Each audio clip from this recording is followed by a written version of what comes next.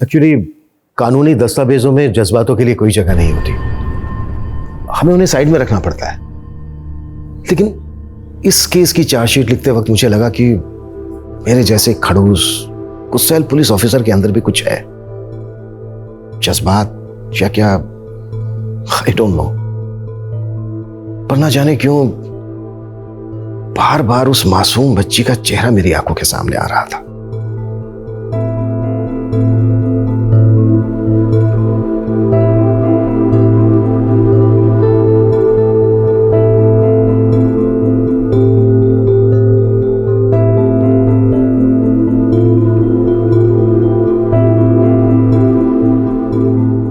उस अल्लड़ सी नटखट बच्ची की आंखों में एक तूफान था और जिंदगी एक वैशिला जहर। यह केस सिर्फ एक केस नहीं था, युद्ध था जहां चारों ओर रक्तपात ही रक्तपात था। नमस्कार, मैं सोनाली कुलकर्णी क्राइम पेट्रोल 70 के इस नए अध्याय में आपका स्वागत करती हूँ। सरहद, बारूद, भेदभाव और नफरत के दर्द झेल रही इस दुनिया में हम नन्ही जानों को शायद यही सोचकर लाते हैं कि आने वाला कल एक बेहतर कल होगा, जिसमें शायद एक सुंदर जीवन का सृजन होगा। लेकिन ये केस टूटती हुई उम्मीदों की एक दर्द भरी दास्तां है, जहां पर हर कदम पे इंसाफ चर मर रहा था। एक छोटी सी जिंदगी, एक छोटी सी बच्ची एक लड़ाई लड़ रही थी। ये लड़ाई गुनाहों की भी थी, इंसाफ की भी। इसमें रहम की मिन्नतें भी थी और दर्द की पुकार भी। किसी से उसका सब कुछ छीन लिया गया था और मानो मासूमियत कह रही थी, मुझे मेरी पहले जैसी पहचान दे दो। ओ आमा शहजादी साहिबा, देख कितना सारा आम। दशहरा, चोषा, सिंदूरी, लैंगड़ा, कौन सा आम खाएगा तू बोल? হ্যাঁ মা বলছি। হ্যাঁ কিন্তু আমি বলছিলাম কি এত সুন্দর। क्या बोला था? हिंदी में बात करना सीखना पड़ेगा ना, बाहर पढ़ाई करने जाएगा फिर हिंदी में बोलो। हाँ, मैं बोल रहा था कि ये इतना सुंदर आमेर दुनिया लोगेरा नहीं दुनिया के लोगों ने लैंगड़ा आम रेखेছে কেন? इसका नाम आज से दुरुस्त आम माने हेल्दी आम।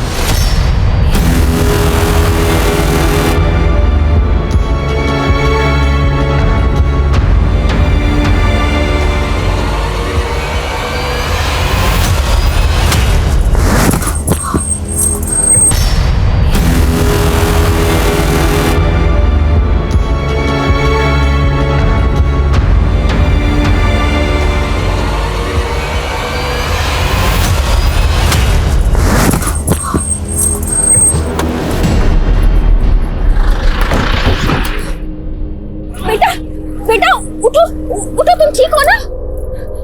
सुधा, जल्दी पानी लेकर आओ बेटा।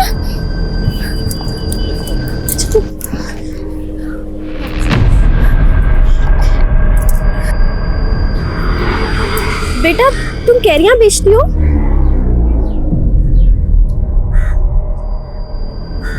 क्या हुआ बेटा, तुम कुछ बोल नहीं सकती हो? एक काम करते हैं, हम तुम्हारी ये सारी कैरियां खरीद लेते हैं, ठीक है? सुन, पैसे तो पैसे। हाँ हाँ हाँ, एक काम करो, सारे ये लो। हाँ? ये पानी। हाँ? उठाओ से उठाओ। उठो।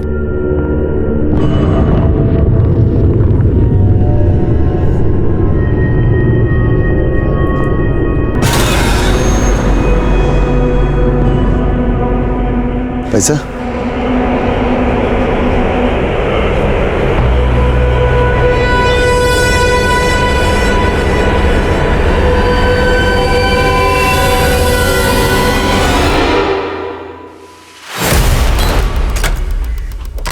चल। अरे सर क्या हुआ?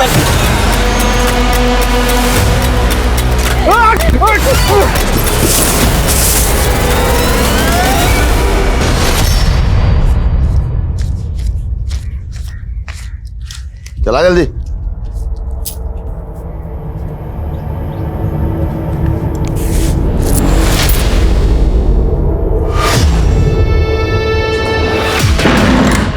क्या हुआ बंगाल की रानी? चेहरा क्यों उतरा हुआ है? इतना अच्छा धंधा हुआ है, इतनी कमाई हुई है, तो थोड़ा मुस्कुरा। इतनी बड़ी आंख, लगता है टॉनिक देना पड़ेगा। नहीं, सबसे पहले विटामिन एस देता हूँ। Smile smile smile smile smile smile. अरे अरे अरे अरे अरे मेरी पतंग थोड़ी ढील क्या थी तो हवा में उड़ने लगी। हाँ, खिड़की से कूद मत जाना।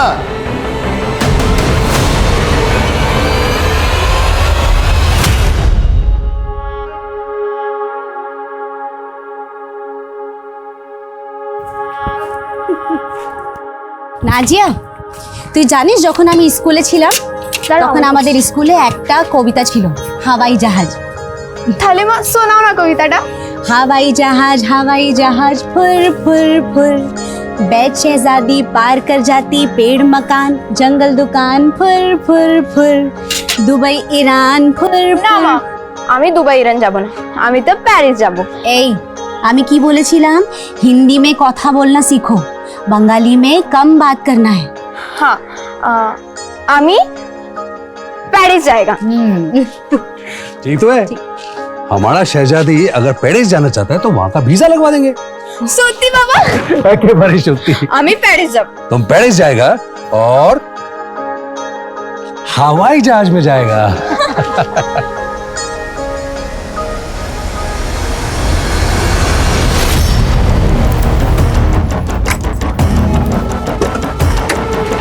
खड़ी आप लोग, खड़ी।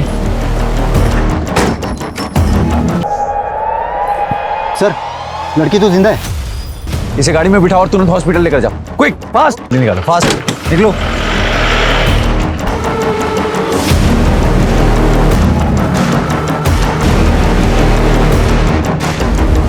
सर, इस लड़की के कान पे जख्म है, इसे ज्वेलरी लूटी गई है। विशाल, मुझे ये काम उसी गैंग का लग रहा है जो पिछले 3 महीनों में कई सारी फैमिलीज को अपना टारगेट बना चुका है।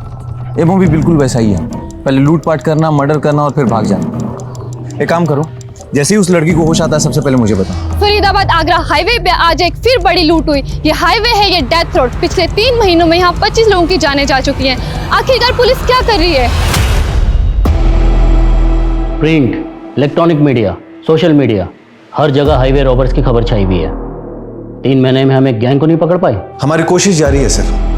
हमें लगा कि सर्वाइव विक्टिम के स्टेटमेंट पे हमें लीड मिल सकती है, लेकिन अफसोस वो लेडी कोमा में चली गई सर। इसका मतलब तुम्हारी इन्वेस्टिगेशन उस विक्टिम के स्टेटमेंट पर डिपेंड है? नो सर, हम और भी एंगल से जांच कर रहे हैं। हर बार की तरह इस बार भी सर हमारे मुखबिर हर तरफ ये पता लगाने की कोशिश कर रहे हैं कि वो कौन सा सुनार है जो लूट के और चोरी के गहने खरीदता है। लेकिन 48 घंटे के अंदर अगर ये गैंग पकड़ में नहीं आया तो मैं ये केस किसी और ऑफिसर को सौंप दूंगा। You may leave now. Sir,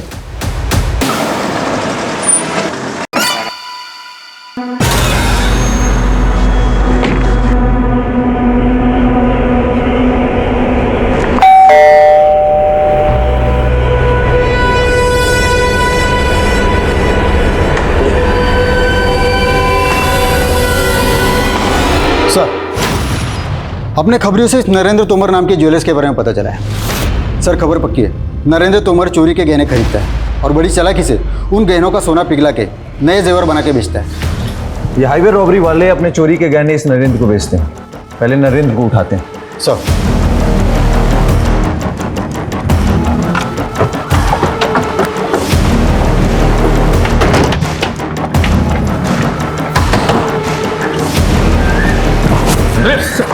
पूरे घर को अच्छे से सर्च करो, कोना कोना छान मारो, क्विक। सर, बात क्या है? हुआ क्या है सर? बताइए तो सही। सर, पूरा घर छान मारा लेकिन कुछ नहीं मिला। ले चलो इसे। चल। कहाँ ले जा रहे हो सर? तिवारी, सर, मैं किसी हाईवे गैंग को नहीं जानता सर। मैंने कोई चोरी की हो गहनों की डील नहीं की। नाम बताओ। इस हाईवे रॉबरी केस में और कौन कौन शामिल है? नाम बताओ। नो अंशुल, मुझे ये समर्स के मैरिज बिल्कुल पसंद नहीं है और तुम चाहते हो कि हम समर में शादी करें। क्योंकि बेबी अगर हमने अब भी शादी नहीं की तो फिर अगला मुहूर्त सीधा 7 महीने बाद है। और देखो मेरी तरफ, मैं उतना वेट नहीं कर सकूंगा।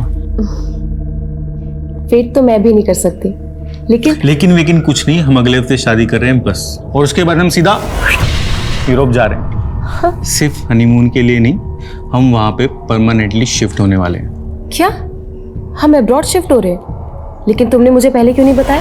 क्योंकि मैंने थोड़े दिन पहले ये प्लान बनाया कि मुझे इंडिया से जल्द निकलना है, तुमसे शादी करते ही बस।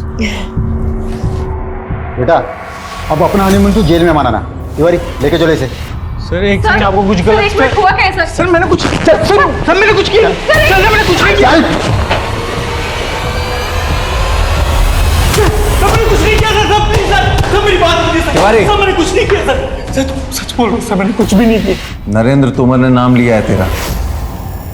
हाईवे रॉबरीज का करता धरता तू ही है। तूने और तेरे गैंग के मेंबर ने इतने मर्डर्स किए हैं। सर आप क्या बोल रहे हो सर? और कौन है नरेंद्र तोमर? लूट का माल कहाँ है? कहाँ है लूट का माल? सर मैं सच बोल रहा हूँ सर, मैं छोटा सा बिजनेसमैन हूँ बस। आर्म्स डीलर है तू? सर तो मैं गन्स बेचने का धंधा करता हूँ सर, मेरे पास लाइसेंस है। सर आपको कोई गलतफहमी हुई है, अंशुल ने कुछ नहीं किया। वैसे आप अंशुल की क्या लगती है? सर मैं उसकी मंगेतर। बच गई आप। एक कुख्यात अपराधी से आपकी शादी होने वाली थी। Sir please.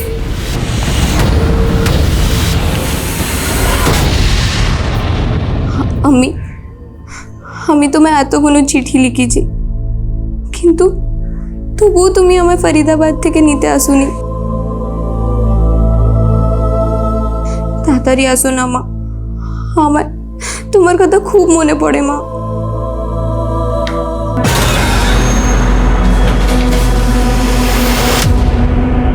क्या छुपा रही? क्या छुपा रही? तेरी ये बंगला तो मेरे पल्ले पड़ती नहीं, पर मैं इतना जानता हूं कि तू अपनी अम्मा को फिर से खत लिख रही थी। खुशबू रानी, गली कांधाई, चांदपुर। तेरा ये खत मैं डाक खाने तक पहुंचा दूंगा। फिलहाल मैं तेरे लिए चने लाया हूं। ले, कल से तू चने बेचेगी। चल।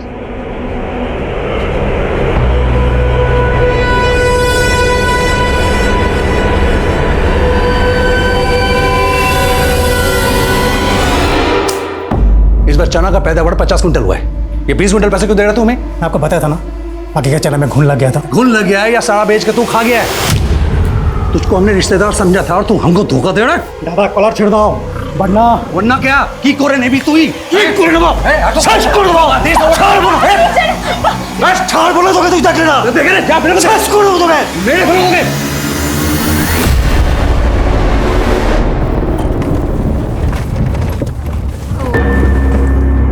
क्या हुआ साहब? लगता है इंजन में कोई खराबी है, मैं चेक करता हूँ।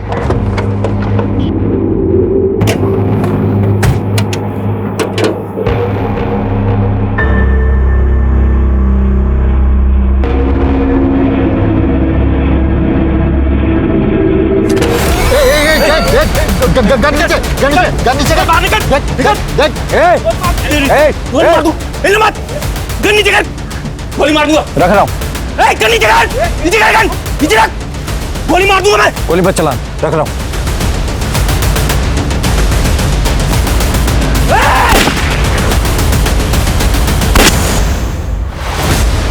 पुलिस ने हाईवे रॉबरी में जिन 2 लोगों को गिरफ्तार किया था उनका एनकाउंटर कर दिया गया है।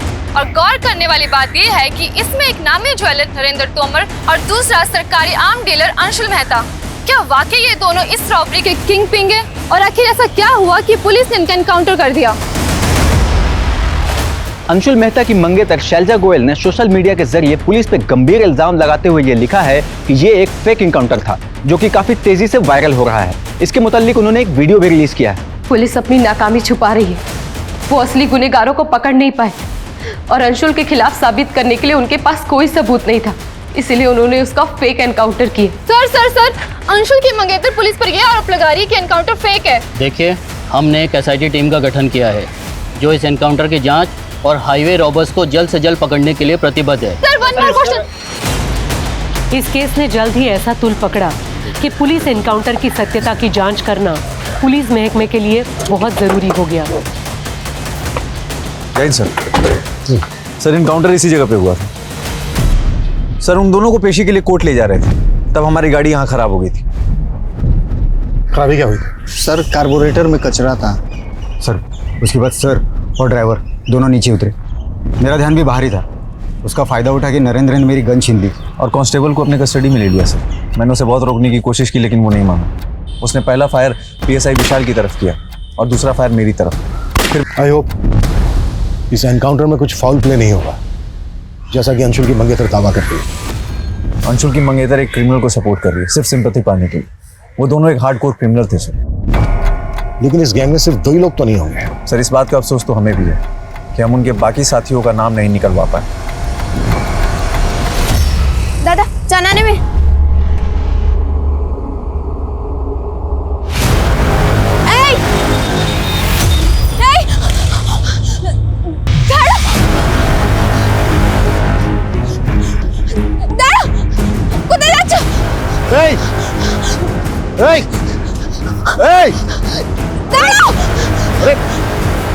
कहाँ जा रही? वो जो ऑटो में वो लड़की मर्डर करी क्या बोल रही है? उसी ने हमारा मर्डर किया था। नरेंद्र और अंशुल के स्टेटमेंट से तो यही जाहिर होता है कि दोनों इस हाईवे रॉबरी में इन्वॉल्व थे। लेकिन सर गौर करने वाली बात यह है कि जहाँ जहाँ भी हाईवे पे रॉबरीज हुई हैं वहाँ के क्राइम सीन से क्रिमिनल्स के जो फिंगरप्रिंट्स मिले वो नरेंद्र और अंशुल के फिंगरप्रिंट से मैच नहीं होते। इंस्पेक्टर भोजराज का मानना है कि नरेंद्र और अंशुल ये दोनों इस रॉबरी में डायरेक्ट इन्वॉल्व नहीं थे, किंग पिन थे।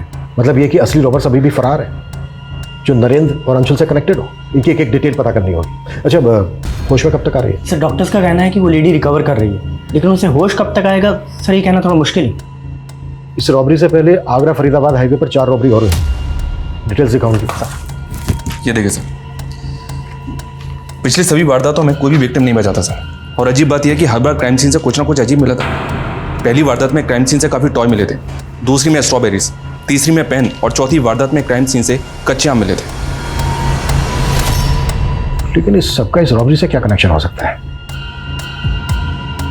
इन रॉबरीज में विक्टिम को शूट किया है। अंशुल एक आम डीलर है, हो सकता है उसकी पिस्टल इस्तेमाल की गई। उसकी शॉप पर जितने भी गन है उन सबकी जांच करवाओ और पेपर भी चेक करवाओ। Okay sir.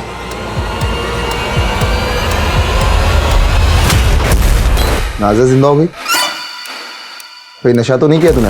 होश उड़ गए थे मेरे, अपनी आंखों से उसे जिंदा देख के आ रही हूँ। अरे ऐसा कैसे हो सकता है?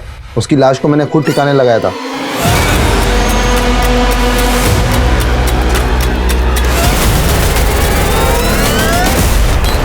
सर इस नरेंद्र के सीडीआर में एक सस्पिशियस नंबर मिला है जो एक फेक आईडी से लिया गया था। और अंशुल का नरेंद्र के साथ कोई कनेक्शन मिला? जी नहीं सर। अंशुल की शॉप में जितनी भी गन्स मौजूद हैं सबकी जांच करवाई, उनके पेपर्स भी चेक किए, लेकिन कोई भी गन रॉबरी में इस्तेमाल नहीं हुई है। हो सकता है जो गन रॉबरी में इस्तेमाल हुई हो वो अंशुल ने कभी शॉप पे रखी ना हो। और एक बात सर, ये अंशुल का फादर अभी जेल में बंद है और अंशुल की मंगेतर शैलजा एक ही बात बोल रही है कि एनकाउंटर फेक था। शैलजा से मिलते हैं एक बार। सर मैं पहले भी कई बार कह चुकी हूँ, अंशुल एक ऑनेस्ट इंसान था, वो किसी भी क्रिमिनल एक्टिविटी से नहीं जुड़ा था। और अंशुल के फादर? मालूम है ना, अंशुल के फादर एक्सटॉर्शन, फिरौती, मर्डर के केस में पिछले 8 साल से अंदर है। सर अगर अंशुल के फादर जेल में थे तो इसका ये मतलब नहीं कि अंशुल क्रिमिनल था, और वैसे भी वो अपने फादर से बहुत पहले रिश्ता खत्म कर चुका है। तुम कब से जानती थी अंशुल को जो उसको लेकर इतना कॉन्फिडेंट हो? 2 साल से, और मैं तभी से जानती हूँ कि उसके फादर क्रिमिनल है। उसके बाद भी मैंने उसके साथ दोस्ती की क्योंकि मैं जानती थी कि वो एक अच्छा इंसान था। तुम तो ऐसे। हेलो सर उस लेडी को होश आ गया है, इसकी फैमिली हाईवे रॉबरी में मारी गई थी।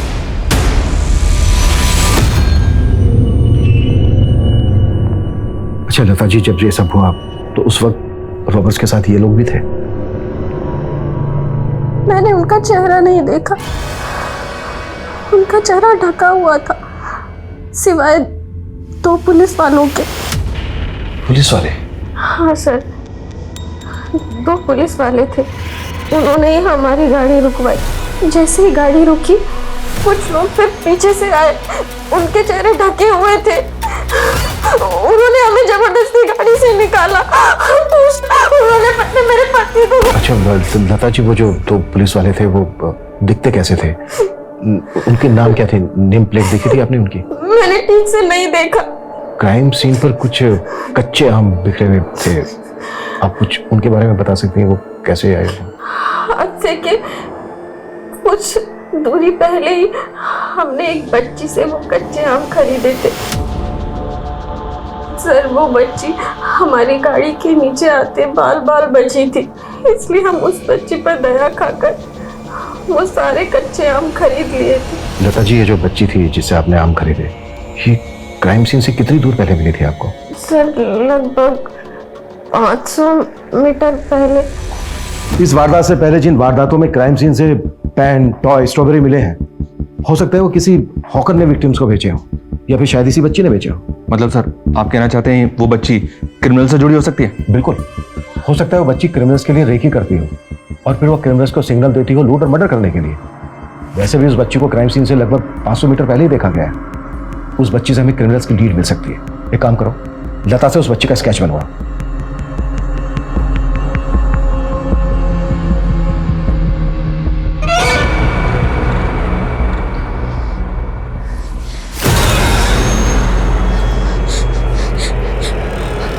हमें छेड़ दो प्लीज, हमें छेड़ दो।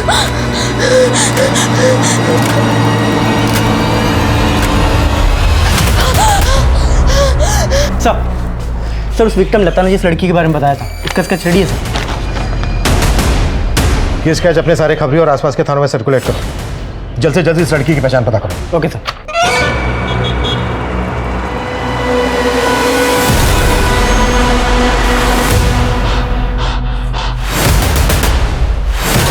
सब करना क्या?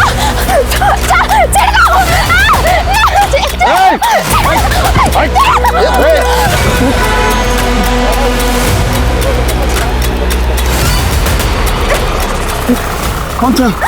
कौन सा? मुझे नहीं रहा। हेलो,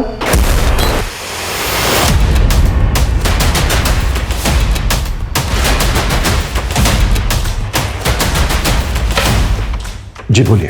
सर आज एक अननोन नंबर से मुझे धमकी भरा फोन आया और वो बोल रहा था कि अंशुल क्रिमिनल था और क्रिमिनल ही रहेगा। तुम उसकी इंसाफ की लड़ाई लड़ना बंद करो, समझी? सर ये वो नंबर है जिससे मुझे कॉल आ रहा था।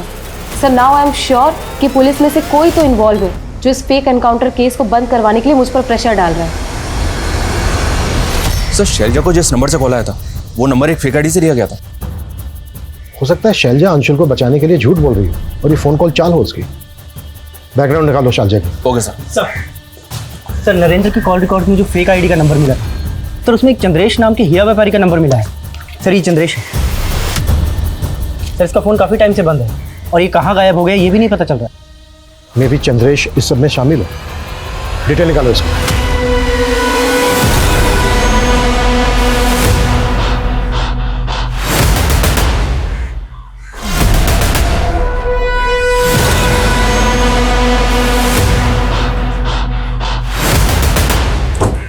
हाँ सर, इस लड़की को अक्सर मैंने एक बूढ़े आदमी के साथ देखा है। वो वहीं पे सामान बेचा करती थी। बूढ़ा आदमी? हाँ सर। अच्छा उसका कुछ एड्रेस वगैरह पता है? नहीं सर। अच्छा तुम उस आदमी का स्केच बनवा सकते हो जिसे तुमने इस लड़की के साथ देखा? मैंने कहा ना मेरे बिना बाहर नहीं जाएगी। तू रुक, मैं देखता हूँ।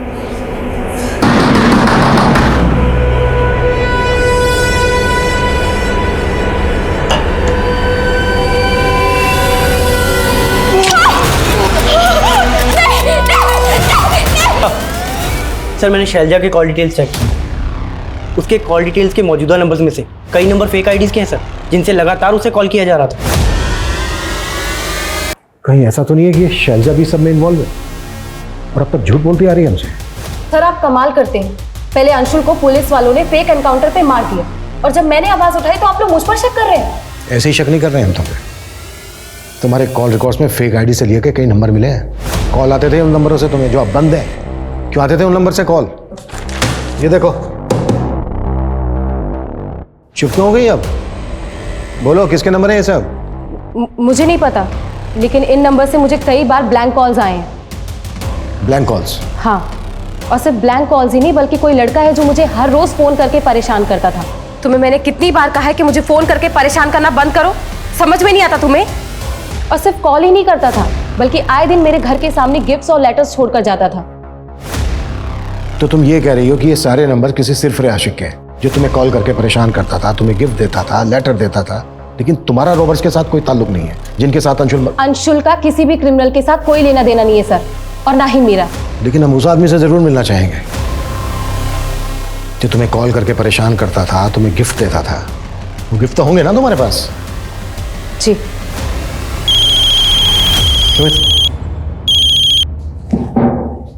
Hello,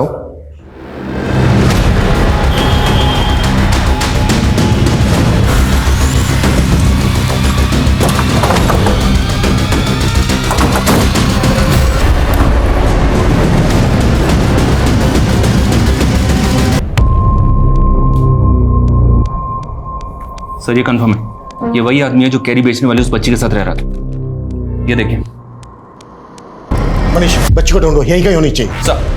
slide sir, pocket check करो।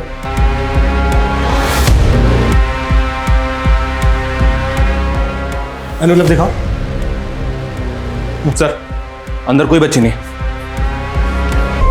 हाँ सर, ये बच्ची यहाँ रहती तो थी, पर अब पता नहीं कहाँ है। नाम क्या है बच्ची का? बच्ची का नाम तो नहीं मालूम, पर वो 3 महीने से यहाँ जयराज जी के साथ रह रही थी। जयराज इन बुजुर्ग का नाम है जो जिनका मर्डर हुआ है? जी सर। अच्छा, इस बच्ची का रिश्ता क्या था जयराज जी के साथ?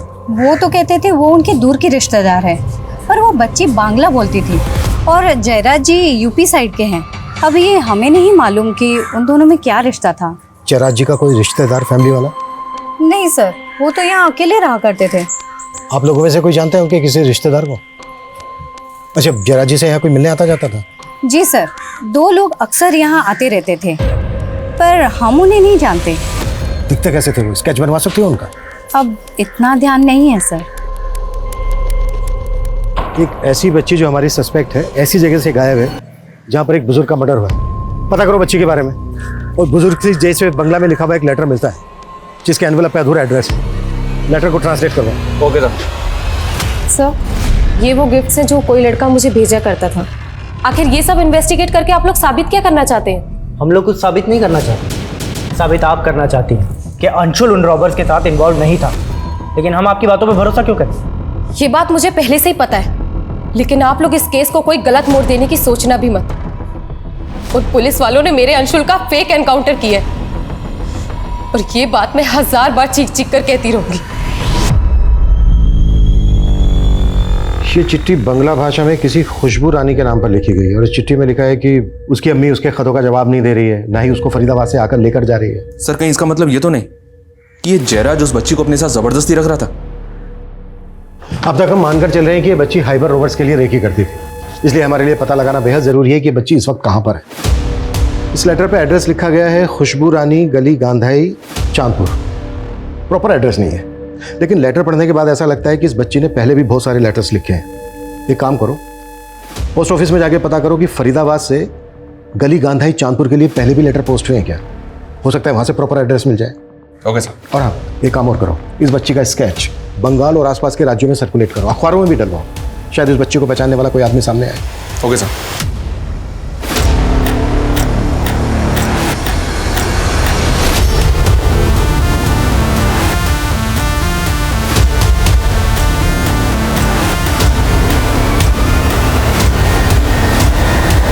हाईवे रॉबरीज और इतनी निर्मम हत्याओं के केस में लीड ढूंढती एसआईटी अब सोच रही थी कि एक बच्ची इतने खूंखार क्रिमिनल्स के गैंग का हिस्सा होगी, लेकिन वो बुजुर्ग कौन थे जिनके साथ वो बच्ची रह रही थी? उस बुजुर्ग की हत्या किसने की थी? और वो लोग कौन थे जिन्होंने उस बच्ची को पहले भी मारने की कोशिश की थी? और आखिर एक रिटायर्ड मजिस्ट्रेट का उस बच्ची से क्या वास्ता था जो उस बच्ची का स्केच अखबार में देख के वो चौंक गए थे? उस बच्ची की जिंदगी कई उतार चढ़ाव से गुजरी थी। 6 महीने पहले वो एक ऐसे चक्रव्यूह में फंसी थी जो इस केस को कई चौंकाने वाले एंगल्स देने वाला था। तू चिंता करबी ना, हाँ साहब आसबे, साहब के सब बोले दिबी, तारपरे तोके ठीक ठाक घरे पहुंचे देबे। साहब नमस्ते। नमस्ते जी, नमस्ते बताइए। करो, नमस्ते करो। क्या हुआ?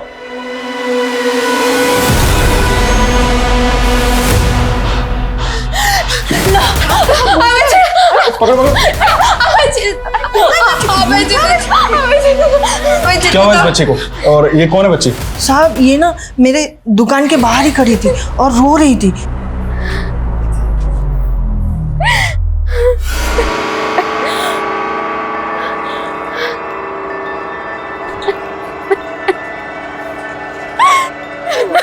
इसको अपना घर का पता भी पता नहीं है, और साहब इसने ना मुझे बोला कि इसके साथ किसी ने रेप भी किया है। लो बेटा पानी पियो। खा जल खा। देखो बेटा, तुम्हें डरने की बिल्कुल भी जरूरत नहीं। तुम्हारे साथ जिसने भी गलत किया है हमें उसके बारे में बताओ। साहब इसे हिंदी नहीं समझती, बंगाल की किसी जगह से है। इसे तो इसका एड्रेस भी याद नहीं है, लेकिन इसने मुझे कहा है सब कि इसका रेप हुआ है। पहले हम बच्ची का मेडिकल करवाते हैं। जानवी,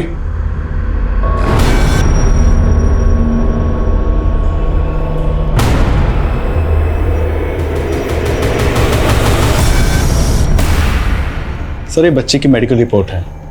सर रिपोर्ट से ये तो कंफर्म नहीं हुआ कि बच्ची का रेप हुआ था, लेकिन बच्ची सेक्सुअली एक्टिव थी और इस बच्ची की उम्र महज 14 से 15 साल की होगी। इस लड़की ने क्या बयान दिया? सर बच्ची काफ़ी डरी हुई थी और ठीक तरह से हिंदी भी नहीं बोल सकती। ये बच्ची इन विमला जी की दुकान के बाहर मिली थी।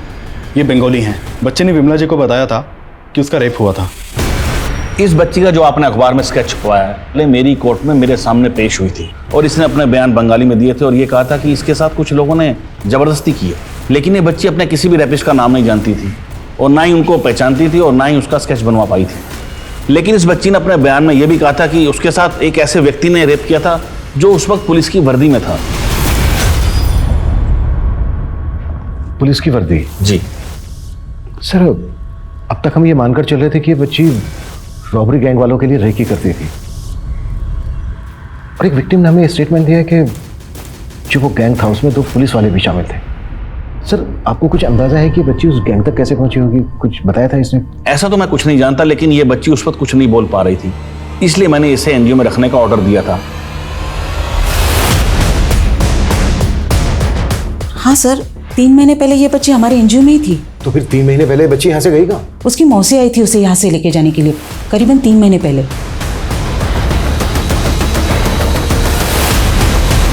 जब उसकी मौसी आई थी उसको लेने, आपने लोकल पुलिस को इन्फॉर्म किया था? नहीं सर, मुझे लगा उसकी फैमिली आ गई तो मैंने उसे जाने दिया। क्या ऐसा तो नहीं है कि किसी के इशारे पे किया आपने ये सब? No sir, it's just a mistake. उस लेडी की डिटेल दीजिए हमें। 98754389। नंबर तो बंद आ रहा है, जाहिर सी बात है नंबर फेक होगा और एड्रेस भी। नाम क्या था उसका? सर उसका नाम नफीसा था। फोटो दीजिए उसका। जी ये रही। इस एनजीओ के बारे में इंक्वायरी करो। नाजिया का कहना है कि किसी पुलिस वाले ने भी उसका रेप किया था। इस केस के तार बहुत दूर तक जुड़े हो सकते हैं। कैसे भी करके हमें पता लगाना है कि इस वक्त नाजिया है कहाँ।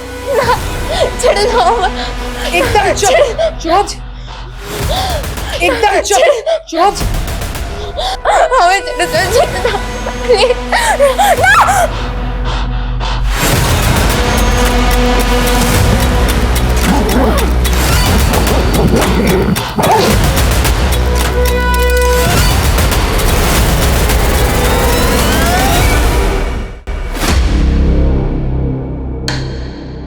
सर ऐसी कई फुटेजेस हैं जिनमें ये आदमी शैलजा का पीछा करते हुए दिखाई दे रहा है, लेकिन सर किसी भी फुटेज में इस आदमी का चेहरा क्लियर नहीं है। ये आदमी किसी फुटेज में शैलजा के साथ बात करते हुए भी दिखाई गए? नहीं सर, लेकिन सर मुझे ऐसा लग रहा है कि कहीं ये आदमी शैलजा का वही जिल्टेड लवर तो नहीं है जो शैलजा को ब्लैंक कॉल्स किया करता था और गिफ्ट्स भेजा करता था। पता करो ये आदमी कौन है। एक फेक एनकाउंटर कहने वाली शैलजा का अतीत क्या एसआईटी को वाकई कोई लीड देने वाला था? और एसआईटी नाजिया का अतीत जानने के लिए इतनी इच्छुक क्यों थी? क्या वाकई कोई ऐसा पुलिस वाला था जो नाजिया का रेप कर रहा था? लेकिन काफी कोशिशों के बाद एसआईटी ने यह जरूर पता कर लिया था कि नाजिया 2 साल पहले पश्चिम बंगाल के चांदपुर इलाके से लापता हुई थी। करीब 2 साल पहले आप लोगों ने नाजिया की मिसिंग कंप्लेंट फाइल करवाई थी। आखिर वो फरीदाबाद कैसे पहुंची? गायब कैसे हुई थी वो? हमको नहीं मालूम साहब। देखिए, एक लंबे समय तक नाजिया के साथ रेप किया जा रहा था। उसके बाद उसको एक एनजीओ में रखा गया जहाँ से नफीसा नाम की औरत उसको लेकर गई। एनजीओ वाले ने हमें बताया कि वहाँ उसने अपने आप को नाजिया की मौसी बताया था। ये है वो नफीसा। साहब ये नफीसा नहीं है, ये तो रूपा है। रूपा है, हमारे गांव में रहती थी और ये नाजिया की मासी नहीं है। ये तो नाजिया को जानती थी बस। ये रूपा आपके गांव में रहती कहाँ? यही पास में रहती थी साहब, लेकिन उसे सालों से किसी ने नहीं देखा। मतलब रूपा हमारी बेटी को लेकर के? हो सकता है। अच्छा, रूपा के बारे में कोई और इन्फॉर्मेशन दे सकते हो आप लोग? नंबर है उसका आपके पास? है ना साहब, नंबर है, लेकिन सालों से उसका नंबर बंद है। कोई बात नहीं, आप हमें दीजिए।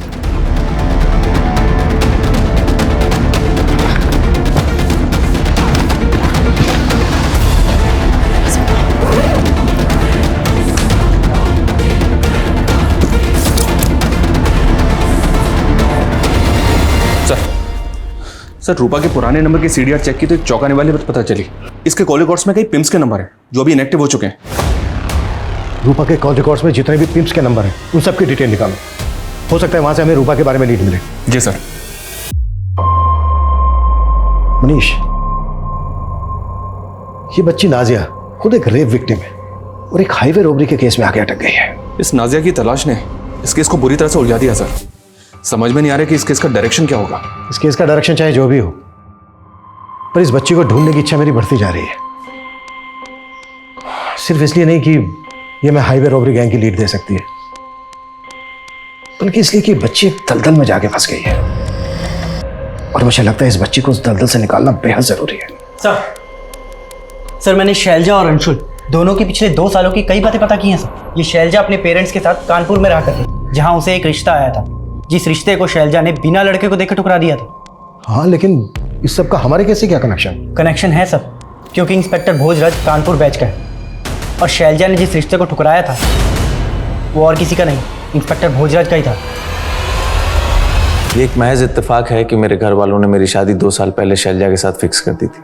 जब मैंने अंशुल को अरेस्ट किया मुझे नहीं पता था कि शैलजा उसकी मंगेतर है। लेकिन एक पुलिस वाले होकर तुम एक लड़की को स्टॉक कर रहे थे, ब्लैंक कॉल और गिफ्ट देकर उसे परेशान कर रहे थे। ये जितनी बातें आप कह रहे हैं कि मैं ऐसा कर रहा था, इसका कोई प्रूफ है आपके पास या फिर ऐसे ही बस? प्रूफ तो हमारे पास इस बात का भी नहीं है कि अंशुल मेहता का रॉबरी गैंग से कोई ताल्लुक था। तुम्हारे पास है कोई प्रूफ? सब खेल था तुम्हारा। अब तुम अपना क्या मान रहे हो या मनवाए हम? सर मैं मानता हूं, मैं उन रॉबर्ट से गहने खरीदता था, लेकिन वो कौन है सर मैं नहीं जानता। वो मेरा फोन पे उनसे कांटेक्ट होता था, गहने लेकर आते थे, मुझसे पैसे ले जाते थे और जो बंदा आता था वो मुंह ढक कर आता था सर। देख, अगर तुझे इस रॉबरी केस से बचना है तो तुझे कहना होगा कि अंशुल मेहता नाम का एक आदमी है जो तेरे कांटेक्ट में है और वो उन रॉबर्स में से एक है। मुझे पता था कि नरेंद्र के जरिए मैं उन रॉबर्स तक नहीं पहुंच सकता, लेकिन अंशुल को अगर रास्ते से हटा दिया तो मैं शैलजा की जिंदगी में दोबारा वापस जरूर आ सकता हूँ। मैंने ही नरेंद्र को कहा था कि अंशुल का नाम ले, उसके बदले कोर्ट ले जाते वक्त मैं उसे भागने में मदद करूंगा।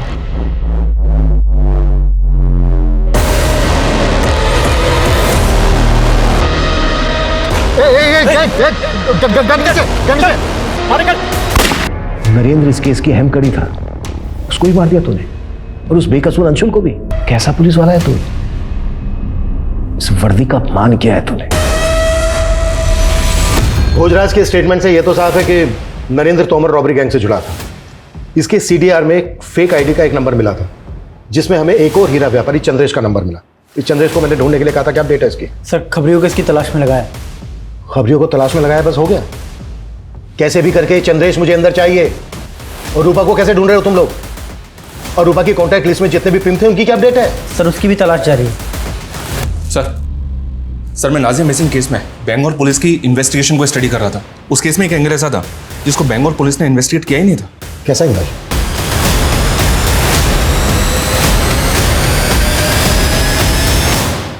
क्या हुआ? अब चुप क्यों हो तुम लोग?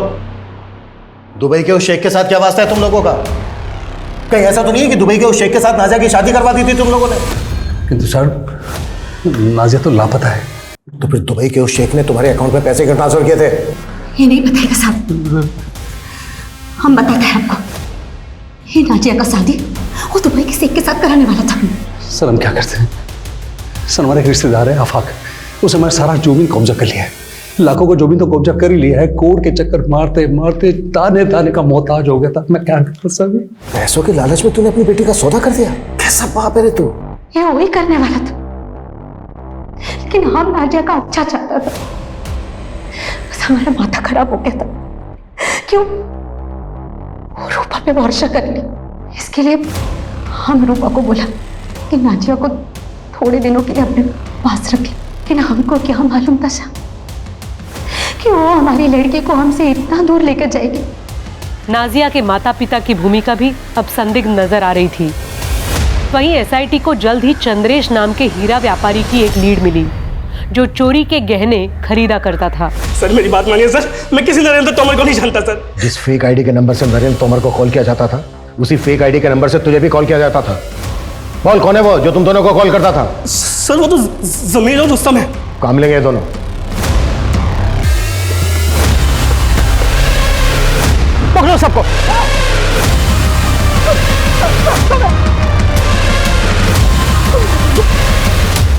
कौन है बच्ची? हमें नहीं मालूम सर, ये बच्ची तो जयराज के साथ रहती थी। जयराज भी तुम लोगों के लिए काम करता था ना? हाँ साहब। जयराज को क्यों मारा? साहब हमने नहीं मारा जयराज को। ये बच्ची तुम लोगों के चंगुल में कैसे फंसी? करीब 3 महीने पहले हम डकैती करके जंगल से गुजर रहे थे, तभी हमने देखा कि एक बैग में से किसी का हाथ बाहर निकला हुआ था। हमने उस बच्ची की जान बचाई थी और फिर उसे जयराज के साथ रख दिया था।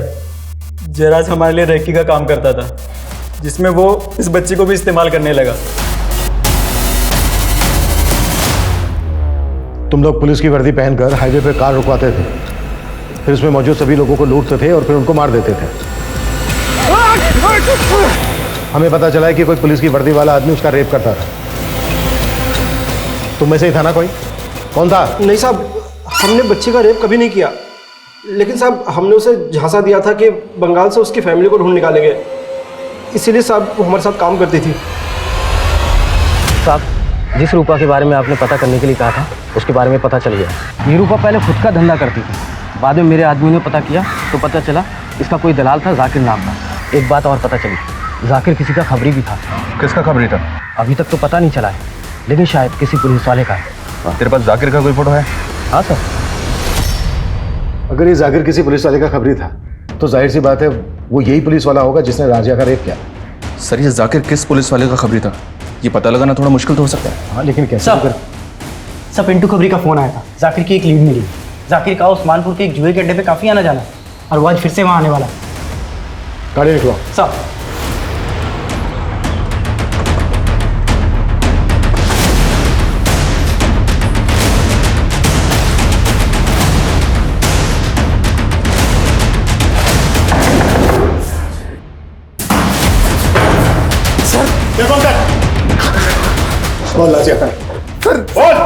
सर बताता हूँ सर। अरे हाँ, चिंता क्यों कर रहे हैं आप? अरे बेफिक्र रहिए, बस हो जाएगा काम आपका। हाँ, अरे निश्चिंत तो थको तुम्हें, काम हो जाएगा बिल्कुल। हाँ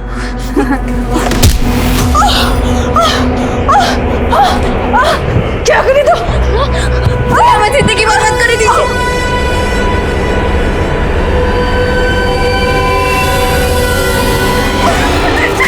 नहीं बेटा छोड़ उसको, छोड़ बेटा छोड़, हट बेटा हट। मनीषा लेके चलो इसको। बेटा डरो मत, हम पुलिस, कुछ नहीं होगा तुम्हें। हम फरीदाबाद में मेट का काम करता था और एक्स्ट्रा पैसा कमाने के लिए हम सेक्स रैकेट से जुड़ गया। तभी हमारा मुलाकात जाकिर से हुआ था। हम जानता था कि वर्जिन लड़की का मार्केट अच्छा है, इसलिए जब नाजिया की माँ नाजिया को हमारा पास छोड़ के गया तो हमारा मन में लालच आ गया और हम उसको फरीदाबाद लेके आ गया। आओ अंदर आओ नाजिया। और जाकिर उसको धंधे पे बिठा दिया। मैं बस नाजिया ऐसी बच्चियों को सूटकेस में डालकर अपने क्लाइंट्स के पास ले जाता। नाजिया के साथ भी मैंने यही धंधा शुरू कर दिया था।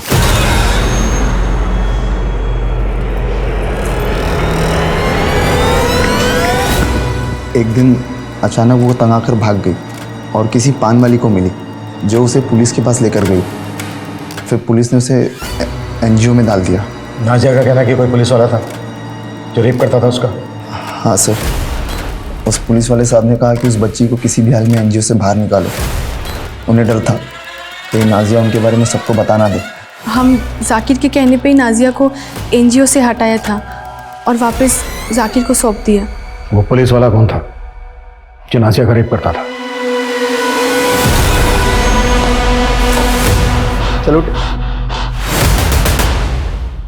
ये लो साहब, आपके गले की हड्डी एनजीओ से निकाल कर लेके आया इसको।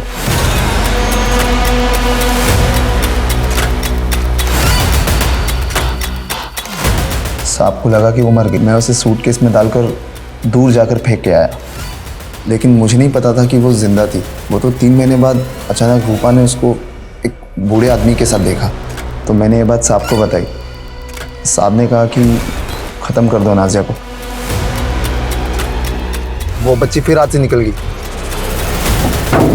फिर मैं उस बुड्ढे को मारकर, साहब ने कहा कि नाजिया को मार दो, लेकिन मैंने सोचा अगर मारना ही है तो क्यों ना कुछ और पैसे कमा लूँ उससे, इसलिए अब तक मैंने उसको ज़िंदा रखा था।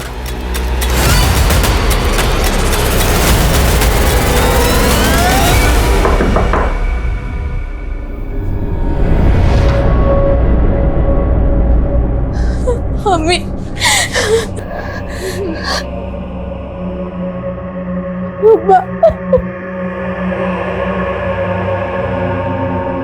मुझे नहीं पता कि नाजिया का फ्यूचर अब क्या होगा, कैसा होगा, लेकिन मैं आप सभी से अपील करता हूं, जब आप नाजिया जैसे बच्चों को कहीं भी किसी भी मुसीबत में देखें, प्लीज पुलिस से संपर्क जरूर करें। लगभग 2.5 साल नरक से भी बदतर जिंदगी जीने के बाद आखिरकार नाजिया को अपनी अम्मी को देखना नसीब हो पाया। लेकिन नाजिया के साथ हो रहे गुनाह तब शायद थम सकते थे जब नाजिया की सुनवाई एक मैजिस्ट्रेट द्वारा की जा रही थी। अगर तब उसके साथ हुई ज्यादतियों को गंभीरता से लिया जाता तो शायद हम एक बच्ची को ये उम्मीद दे सकते थे कि गुनहगार कभी बख्शे नहीं जाते।